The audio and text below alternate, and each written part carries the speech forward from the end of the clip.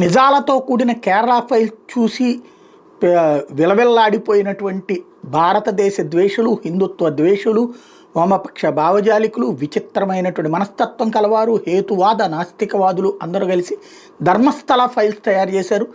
రోజుల తరబడి స్టోరీలు అల్లారు. చివరికి అది కాస్త తుస్సుమంది. ఇప్పుడు సమస్య ఏంటంటే అది ఎలా కవర్ చేసుకోవాలి అర్థం కావట్లేదు.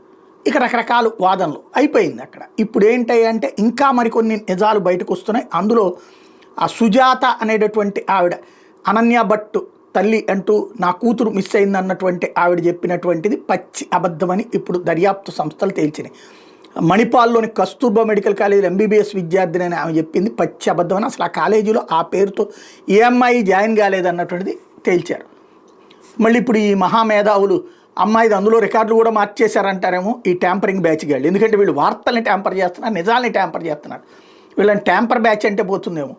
ఇకపోతే రెండోది వచ్చేటప్పటికి పారిశుద్ధ్య కార్మికుడు ధర్మస్థలాల్లో శవాలని తనే పూడ్చిపెట్టినట్టు ఆరోపించినటువంటి ప్రదేశంలో ఇంతవరకు ఒక్కటి కూడా దొరకనటువంటి నేపథ్యంలో అసలు ఆ ఏవైతే ఒక మగవాడి పుర్రెకి సంబంధించినటువంటి అంశాన్ని ఇప్పుడు తేలిస్తే ఒక మనిషి అనారోగ్యం కారణంగా చచ్చిపోయి అక్కడే తనకు అంత్యక్రియలు చేయాలంటే చేశారు అన్నటువంటి విషయం తేలింది. ఇది నెంబర్ 2.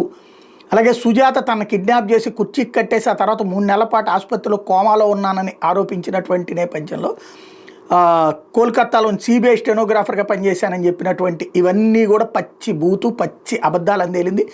1999 నుంచి 2007 వరకు సుజాత శివమొగ్గలోని రెప్పన్పేటలో ప్రభాకర్ బాలిగాతో కలిసి నివసించినట్టు తేలింది. స్థానిక పత్రికలు కూడా వాళ్ళని పిల్లలు లేని జంతు ప్రేమికులుగా చూపించినాయి. ఇది ఆమె తన కుమార్తె ఉందనేటటువంటి వాదన అబద్ధం అన్నటువంటిది అక్కడ తేలిపోయింది.